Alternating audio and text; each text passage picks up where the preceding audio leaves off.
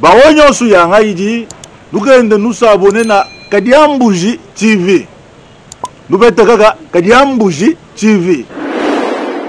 Mbote tawanyi na pesi bino nyosu bambote bandeko oyo balwandaka Kadiambuji TV. Bambote na bino yango na pesi bino. Na pesi mbote na ba oyo yangai ya mutema. Ndeko na ngai Jif Noir bambote na yo LCC Mubimba. Na pesi bambote na bino yango wana oyo uti epa ya Kadiambuji TV. Bambote na ba fanatique oyo balwandaka biso bipai monde entier nous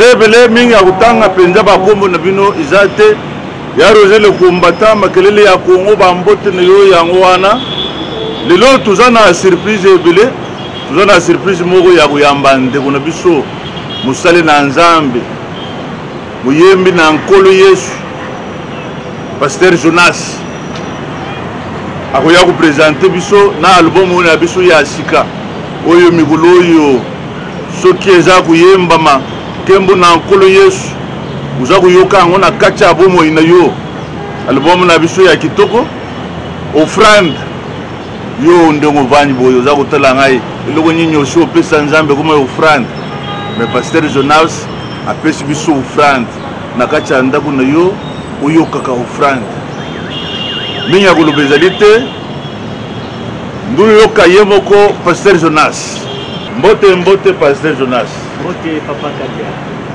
tuye tusalio surprise na esika na yo repitaka tulingaki tuya kumona yo nanu po tu partager moi quelque chose na ba oyo nyoso ya ngai balandaka yo na yebite Pasteur Jonas soki kukupesa na ngubango nanu mbote eloko ya liboso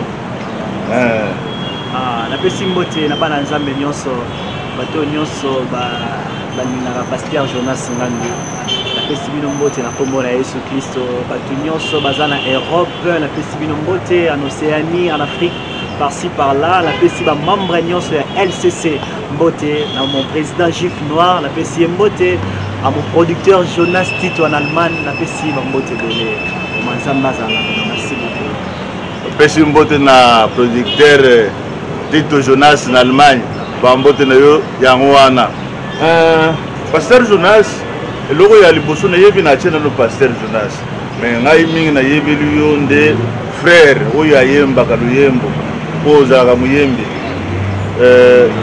Pasteur Jonas na yeba nanu mwa muke ukende na nga mwa mbango mwa muke par rapport à la carrière na yo musicale.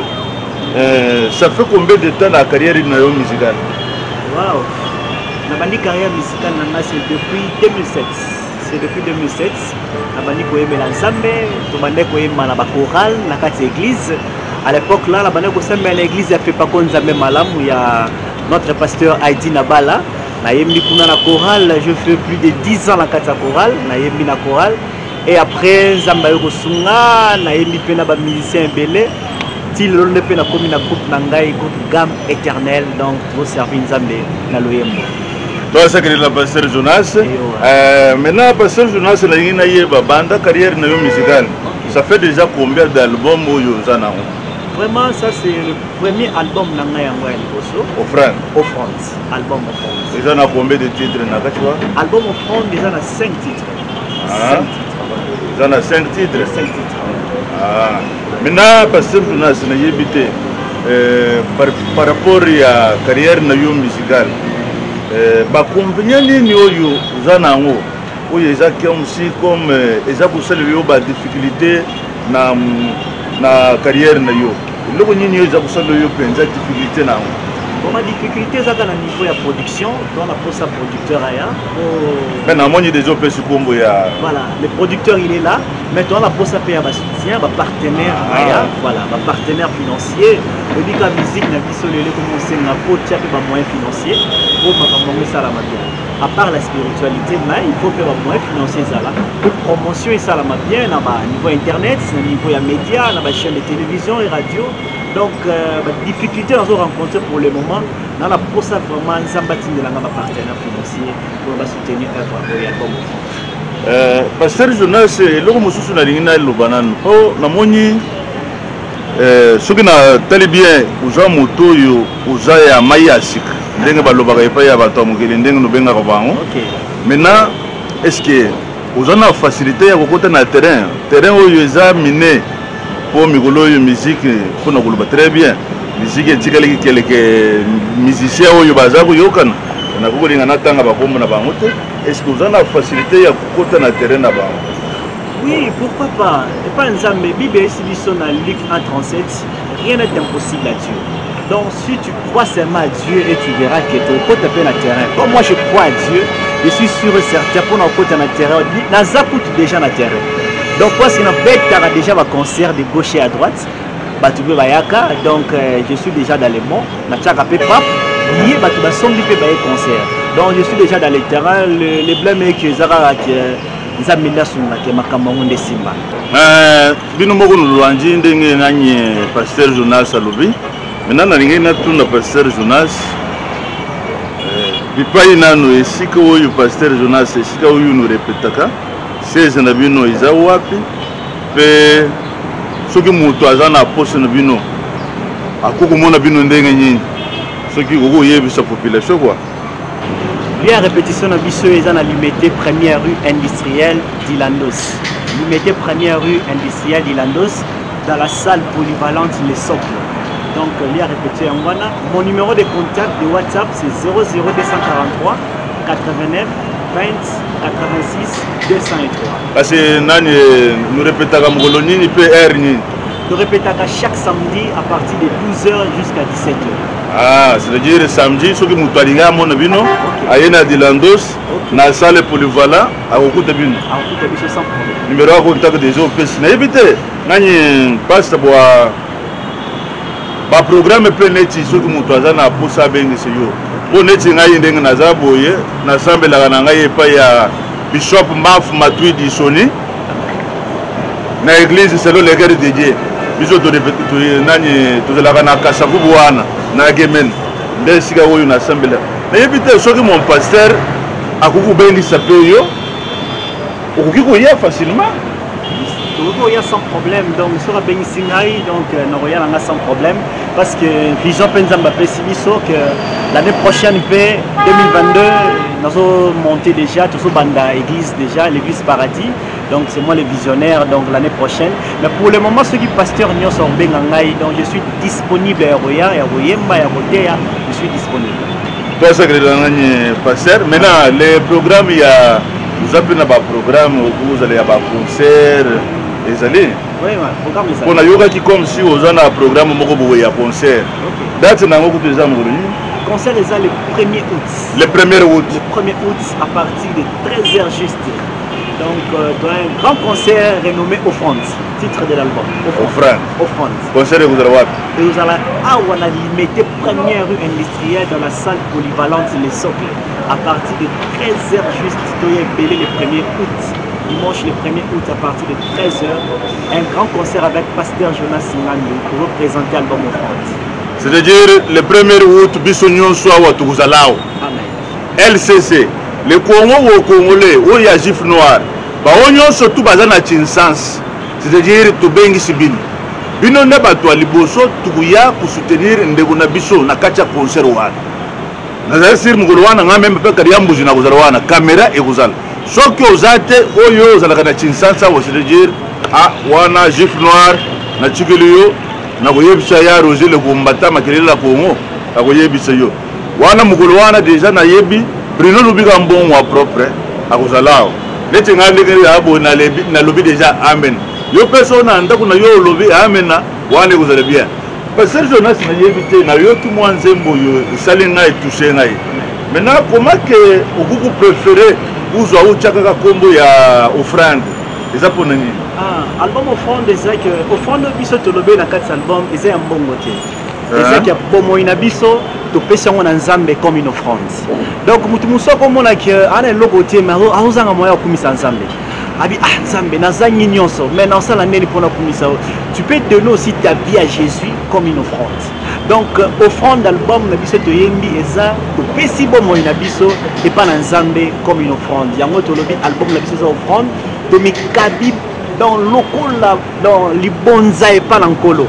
donc tomi pesi epa na nzambe omoi na biso lokola offrande tosalela ye toyembela ye wasekelila ji sikoyo na vi na yo ndenge oza kotala biso eloko nini oso mipesa comme frère nayebi te soki eloko nini biso tomipesi déjà epai ya nzambe comme frère twasekelela pasteur na ngai nayebi te eloko nini oyo ekokuzanga nazangi kutuna yo oyo lifaleke obimisa yango mpona bana na nkolo bayoka yo nayebi te souci ezalaka que ma partenaire baya vous savez actuellement musique na biso surtout biso côté bana nzambe tous un peu négligé tozobunda biso moko sur le plan physique alors on a pour ça oya pour soutenir œuvre ezali nzambe asimba mitema na bino pour soutenir album offrande afin que mukile ba biso pe nzambe azolokumu à travers notre album offrande basagrila ndenge naza koloba boye bawo nyonso tu bazalaka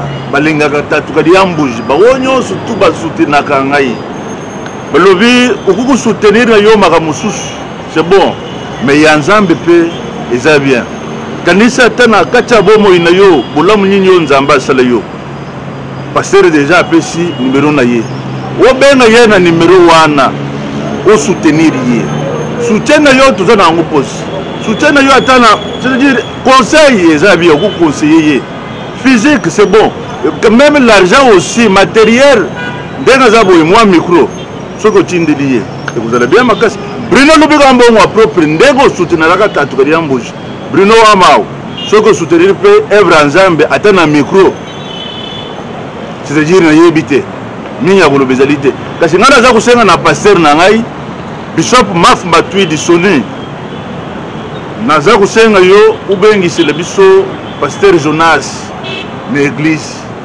aya na église selo le cœur de Dieu abeta tamukulu moko ou soutenir ye ndenge soutenir kaka batu mususu na yebite soki yo zape na moi liluba ou yebisa Bishop Maf Matui di po wana za mwana na nzana soki ku yebise ye invitation nini oyo kukusenga ye asalele yo vraiment apesi nzambe merci soki na raisonner makambo pasteur André alobaka na ngai toujours na mama Eve mama Rachel Roger le combattant donc na sengi na pasteur na ngai le bishop Maf Matui di Soni donc naza vraiment permanent soko lingi na ya koyemba na église naza vraiment permanent mon numéro de WhatsApp est 00243 89 20 86 203 donc soko bengi ngai ndenge Arche Mwanda ndenge alobaka donc soko bengi ngai na kozanga te mama Fatou donc tokoya vraiment avec le groupe Cam Éternel tout kumisa nzambe ndenge producteur journaliste alobaka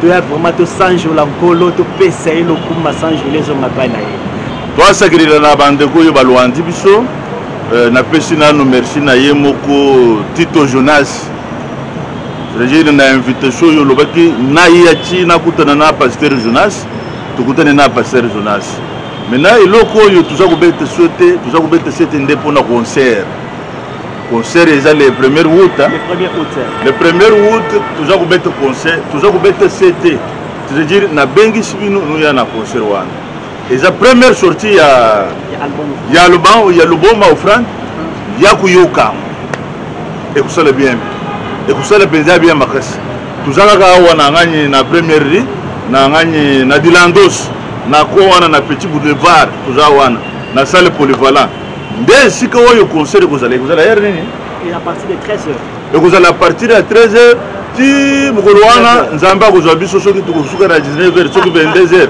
wana tuyebite yango naza ko bengisa bino na compte na ngai nana po ngamoko na kuzala wana na équipe nyonso tu ya Kadiambushi TV le Congo congolais biso nyonso tukuzala wana soki naza ko beta 7 po aza oyo ya kati na biso yango naza ko beta 7 yebite pasteur Jonas il y a quelque chose que vous pouvez faire moi ba remerciement mais avant remerciement na yebite so vous en avant vous ya concert ata moi vocal mo batu ya mokiliso tu yambi bango eloko di bosso zalaka vocal si ko panda yo to ata moi vocal et ça bien na pesi bomoi na ngai lokola malasi parfum de bonheur yango yo nde bomoi na ngai alléluia amen amen Amen, alléluia, amen. Amen, amen. Rendez-vous le 1er août à partir de 13h avec le pasteur Jonas Ngandu. Ne manquez pas, l'entrée c'est gratuite. D'abord, il y a Ebele Balanzambe. Mon numéro de téléphone c'est 00243 89 20 86 203. Bambote Ebele na membre de LCC à mon producteur Jonas Tito. Bambote Ebele en Allemagne, donc Bambote Zamela Lola à Pambola Ebele. Amen. Alléluia, amen. Amen. Mais il y a un bâtiment, mais il y a un amen. Toi, ça crée la bande de biso. Naza sir offrande yo na kuzwa clip. Pasteur Bishop Maf Matui na chaîne na biso. Na kuyana ngo baba ndako l'exata clip na kati ya chaîne na biso. On a yebisi déjà Pasteur Jonas yango wana. Toi, ça crée la ba onyo so balwanda ki kadiambuji. Nous sommes au numéro ya Pasteur Jonas. Oyo eza premier contact tuyi kukutana eza mbala simete mbala suka te tukuyali suka kukutana na deuxième numéro na pesi merci na baonyo surtout balwanda ngai bambote na bino le Congo congolais na pesi bino bambote na bino nyo surtout Bruno Lubika mbongo propre yeyo pe ya ngwana le vieux Talix maximum oyo azalaka pembeni ya mokonzi Fachi Beton le vieux Talix Pasteur Tito Yenani, Pasteur Jonas Pe Azali, Nazasiro ya soutenir Yepe Lissus. Nani Fred Mulamba Imperium, Pembeni ya Mugozi Fachi Beton, Fred, Pasteur Jonas Yeyo, ya soutenir Ye. La Bossanité, les grands producteurs, Tito. Nazangi maloba guluba Tito Jonas wa mau bambi mashia kumenu nazangi makamba guluba na tukusulo na bisu mai bana kin bana poto bana monde entier je n'ai qu'à moko ba s'abonner sur Kadiambuji TV. Vraiment tous s'abonner massivement sur Kadiambuji TV. On est là bana poto bana Kinshasa bana RDC Congo. Donc biso tous s'abonner massivement na Kadiambuji TV. O lukanga wapi? Wa vaina wa côté. Ma côté dans des tous à côté va gaga bien, bémission, tout le tout sauf rien.